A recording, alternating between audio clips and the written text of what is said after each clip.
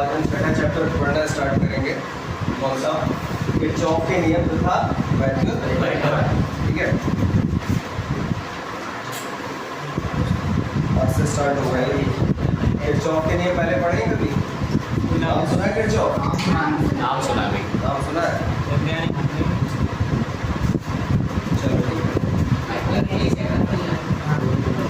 अब इसके अंदर पहला हेडिंग तुम्हें लिखना है वैद्युत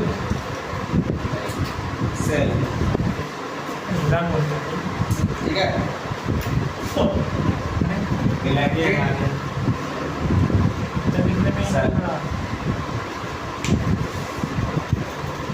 वैद्युत सेल, इलेक्ट्रिक सेल।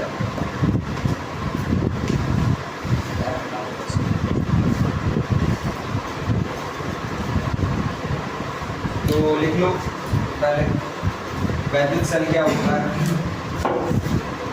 देखो, वैद्युत सेल एक ऐसी युक्ति है, वैद्युत सेल एक ऐसी युक्ति है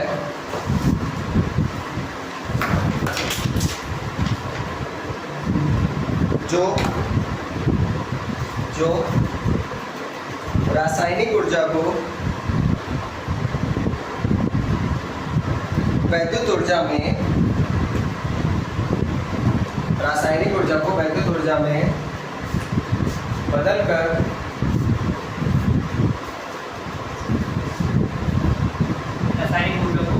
वैद्युत ऊर्जा में बदलकर किसी परिपथ में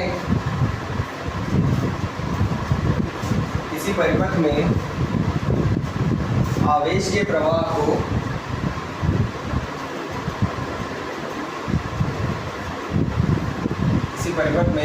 प्रवाह को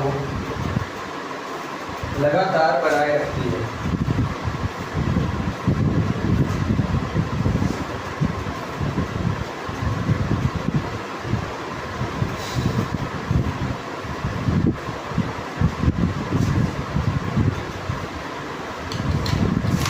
ठीक है, नेक्स्ट लाइन। इसमें अलग अलग धातुओं की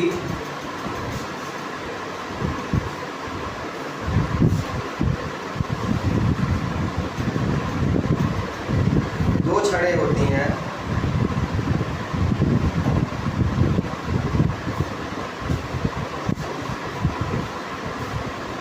जिन्हें इलेक्ट्रोड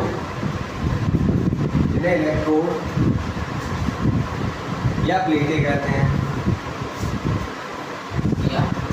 इलेक्ट्रोड या प्लेटें कहते हैं। इलेक्ट्रोड या प्लेटें कहते हैं।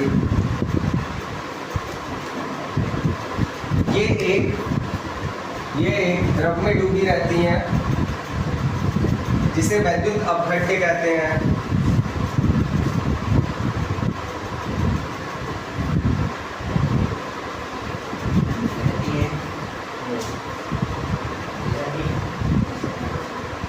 वैद्युत अपघट्य कहते हैं।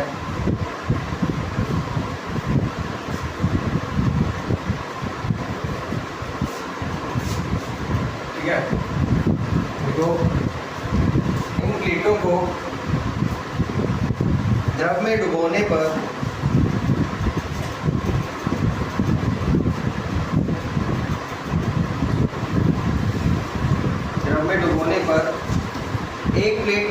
एक प्लेट धनावेशित व दूसरी ऋणावेशित हो जाती है।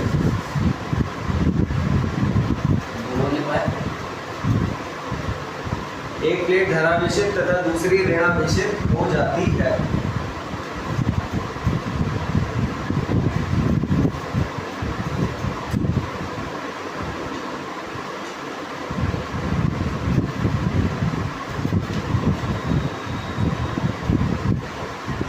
ठीक है,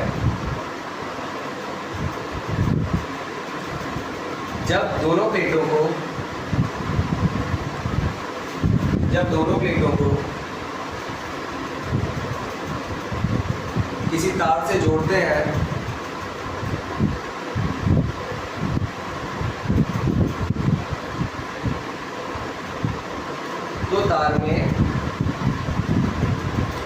आवेश प्रवाहित होने लगता है।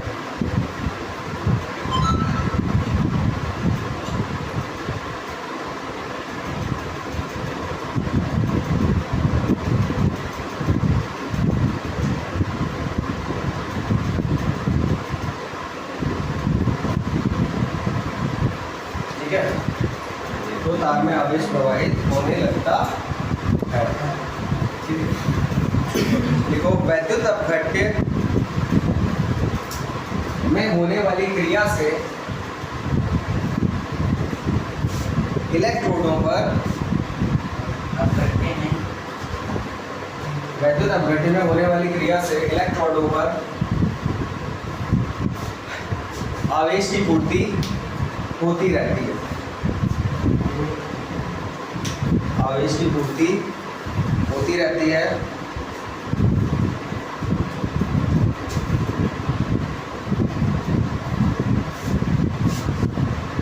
जिससे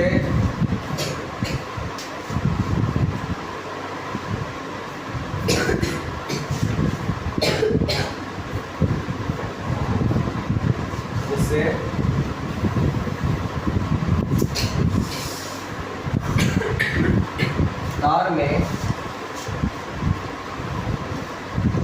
आवेश का प्रवाह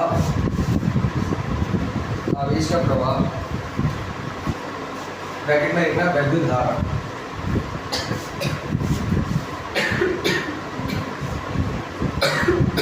क्या हो गया?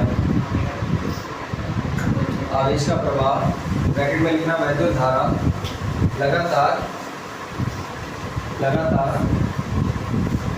बनी रहती है।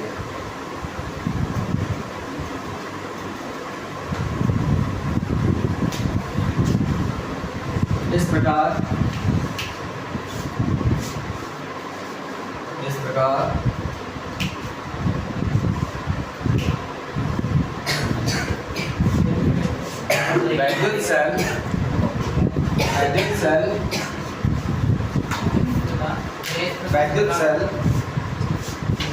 वैद्युत सेल रासायनिक ऊर्जा को वैद्युत ऊर्जा में बदलता है।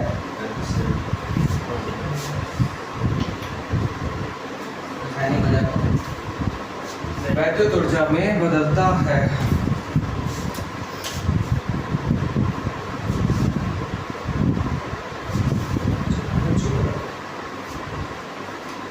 देखो वैद्युत सेल लिखते हैं,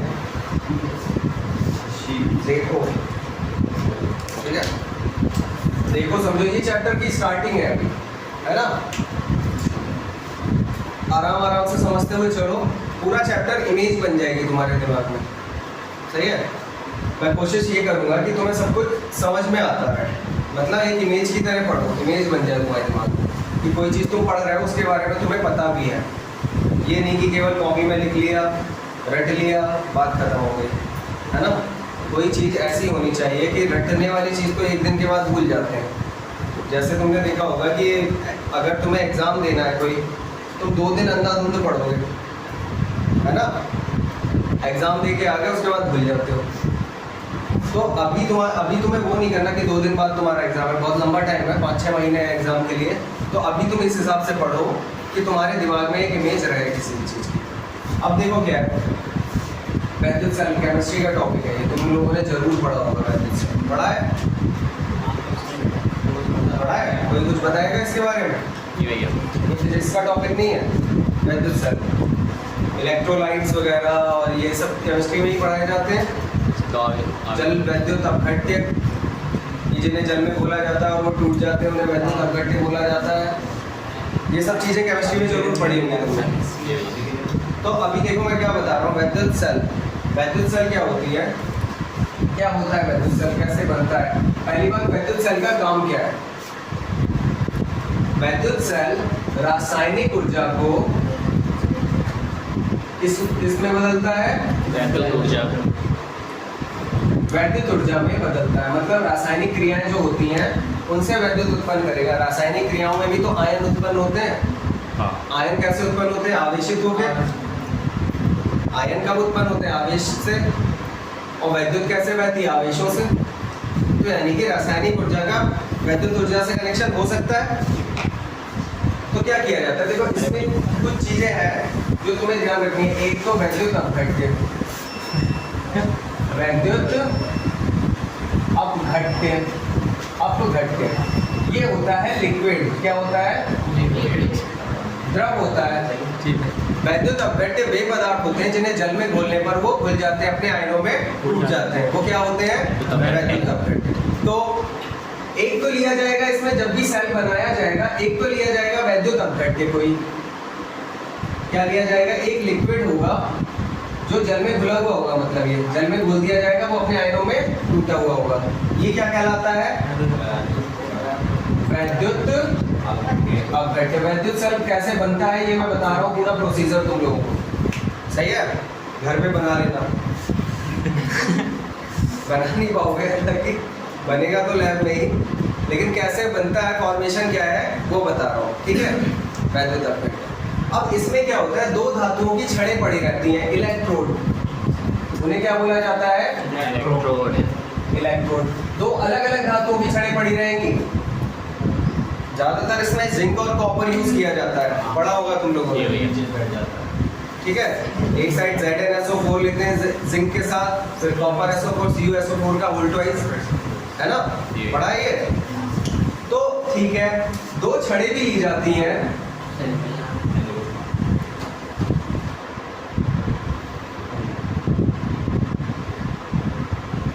डायग्राम इसमें दिया नहीं है, मैं अपनी मेमोरी से बना रहा हूँ तुम लोगों को समझाने के लिए, ठीक है। तो ये छड़ें क्या होती हैं, मैं यहाँ पे लिख नहीं रहा कौन सी छड़ें हैं ये, मैं केवल इसकी वो बता रहा हूँ तुम्हें कि इसकी वर्किंग कैसी है। दो छड़ें ली जाती हैं धातु की, वो क्या कहलाती हैं, इलेक्ट्रोड, ठीक है। एक तो वैद्युत अपघट्य यूज होता है इसमें, दूसरा क्या होता है, इलेक्ट्रोड क्या होती है, दो धातु की छड़ें। अब ये वैद्युत अपघट्य ऐसा होता है कि जब इसमें तुम धातुओं की छड़ों को डुबोगे, ठीक है, तो एक पे तो धनावेश आ जाएगा क्षण पे, एक पे क्या आ जाएगा, धनावेश, एक क्षण पे आ जाएगा धनावेश, ठीक है, और एक क्षण पे क्या आ जाएगा,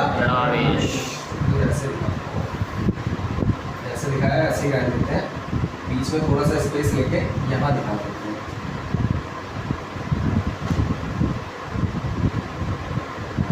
एक क्षण पे क्या आ जाता है, धनावेश, एक क्षण पे आ जाता है ऋणावेश। अब ये दो छड़ें हो गई,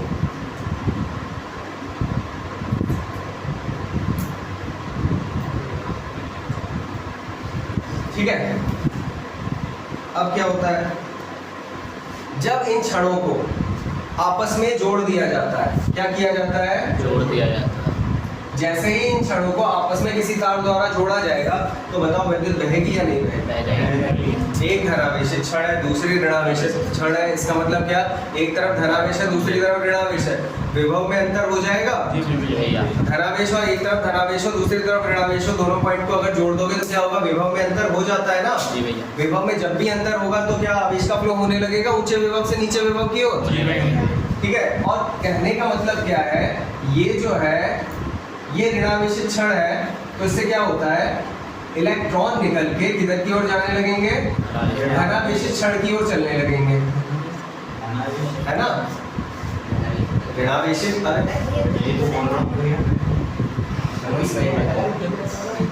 अब हमारी आदत है इधर ऋणावेशित लगाने की, अब गलती से धनावेशित लग गया, है ना, तो इधर कोई चलती है फिर। तो इलेक्ट्रॉन क्या है, ऋणावेशित से निकल के किधर की ओर जाने लगेंगे, धनावेशित प्लेट की ओर जाने लगेंगे, सही है।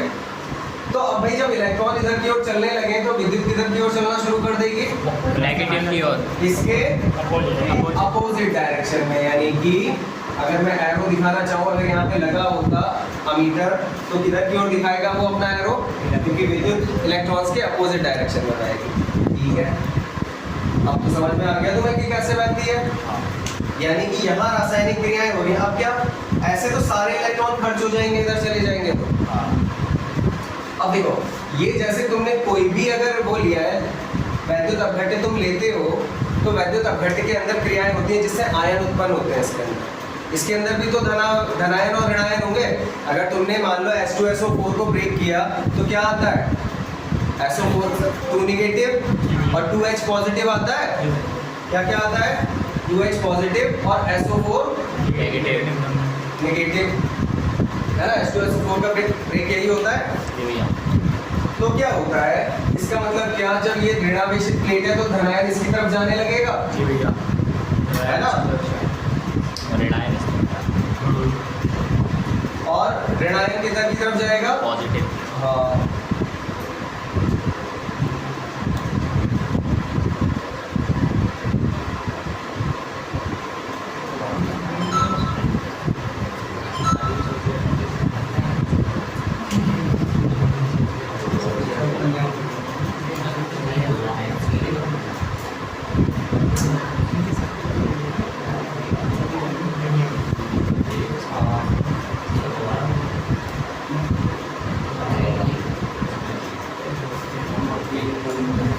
ये रासायनिक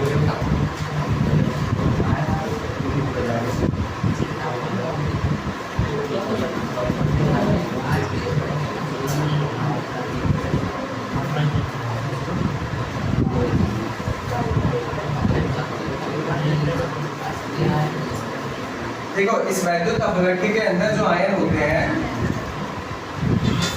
हैं उनमें रासायनिक क्रिया होती है जिससे यहाँ जितने इलेक्ट्रॉनों की कमी होती है वो यहाँ से पूर्ति होती रहती है। वैद्युत अपघट्य के अंदर इलेक्ट्रॉनों की पूर्ति होती रहती है, ठीक है।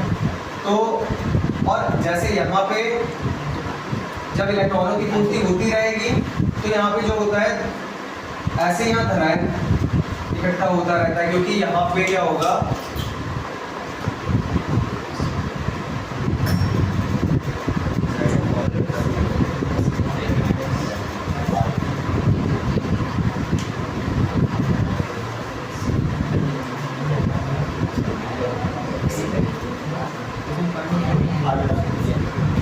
यहाँ पे कि जितने भी जैसे यहाँ से जितने इलेक्ट्रॉन खर्च होंगे ये वैद्युत अपघट्य ब्रेक होगा, खुद में रासायनिक क्रियाएं होंगी और यहाँ पे जो इलेक्ट्रॉन उत्पन्न होंगे वो इसके पास जाते रहेंगे। तो इस तरीके से जो भी इलेक्ट्रॉन यहाँ खर्च होते जाते हैं तो वैद्युत अपघट्य उसकी पूर्ति करता जाता है। कौन? वैद्युत अपघट्य। इस तरीके से इलेक्ट्रॉन खत्म होते नहीं है कभी भी। जो यहाँ अंदर केमिकल रिएक्शंस चल रही होती हैं, सही है, अभी हमने कोई स्पेसिफिक एग्जाम्पल लिया नहीं है, जैसे जो छड़ें होती हैं वो एग्जाम्पल नहीं लिया है, मैं केवल तुम्हें इसका क्या फॉर्मेशन होता है वो बता रहा हूँ। तो वो क्या होता है, जो वैद्युत अपघट्य की क्रिया होती है, जैसे इलेक्ट्रॉन इधर से इधर की ओर चल रहा है तो वैद्युत अपघट्य जो होगा वो इलेक्ट्रॉनों की पूर्ति करता जाएगा उतनी ही, धीरे धीरे करके वैद्युत अपघट्य खराब होता जाता है। कुल मिला के छड़ें खराब नहीं होती हैं, खराब कौन होता जाता है? वैद्युत अपघट्य। जब सेल खराब होता है तो उसके अंदर का लिक्विड खराब हो चुका होता है, लिक्विड बदल दोगे वो फिर से सही हो जाता है। समझ में आई बात? तो क्या जैसे जैसे यहाँ से इलेक्ट्रॉन इधर की तरफ जाएंगे अंदर से अंदर वैद्युत अपघट्य इलेक्ट्रॉनों की पूर्ति इस क्षण को करता रहेगा, तो इलेक्ट्रॉन की कमी होगी नहीं, इलेक्ट्रॉन लगातार तार में बहते रहेंगे, तो इससे क्या होगा? तो करंट फ्लो होगा, करंट फ्लो लगातार होता रहेगा। इस कारण इससे क्या पता चलता है, अंदर जो रासायनिक ऊर्जा होती है, क्या रासायनिक क्रिया हो रही है ना, तो अंदर जो रासायनिक ऊर्जा होती है वही बाहर क्या प्रदान कर रही है? वैद्युत ऊर्जा। वैद्युत ऊर्जा, क्योंकि अंदर जो इलेक्ट्रॉन उत्पन्न हो रहे हैं वही तो जा रहे हैं इसके पास, ठीक है, वो इसके पास जा रहे हैं, तो इससे क्या इलेक्ट्रॉनों की पूर्ति लगातार होती रहती है और इससे रासायनिक ऊर्जा जो है वो लगातार किसमें बदलती रहती है? वैद्युत ऊर्जा। डायग्राम बना लो इसका, समझा देता हूँ, इसे समझ लो। और देखो भाई एक बार और समझ लो, क्योंकि ये स्टार्टिंग है चैप्टर की, तो तुम्हें इसके बारे में समझ में आना चाहिए, बेस तो अच्छा होना चाहिए ना। वैद्युत सेल कैसे बना होता है? एक लिक्विड होता है, ये क्या है? लिक्विड। इस लिक्विड को क्या बोला जाता है? वैद्युत अपघट्य। इसके अंदर कितनी छड़ें डुबोई जाती हैं? उन्हें क्या बोला जाता है? इलेक्ट्रोड। क्या बोला जाता है? इलेक्ट्रोड। इलेक्ट्रोड। इलेक्ट्रोड में क्या होता है? एक पे क्या आता है? धनावेश, तो दूसरे पे क्या आता है? ऋणावेश। जब एक धनावेश है दूसरी ऋणावेश है, एक पे धनावेश है दूसरी पे ऋणावेश है, तो इन्हें अगर तारों से जोड़ोगे तो विद्युत फ्लो होगा या नहीं होगा? होगा, क्योंकि विभवांतर उत्पन्न हो जाएगा।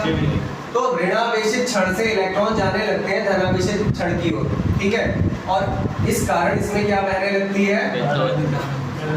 जब इलेक्ट्रॉनों का फ्लो होगा तो क्या उत्पन्न होगी? विद्युत धारा। अब क्या है, ऐसे तो इसके सारे इलेक्ट्रॉन खत्म हो जाएंगे इसके पास जाके, तो करंट फ्लो रुक जाएगा।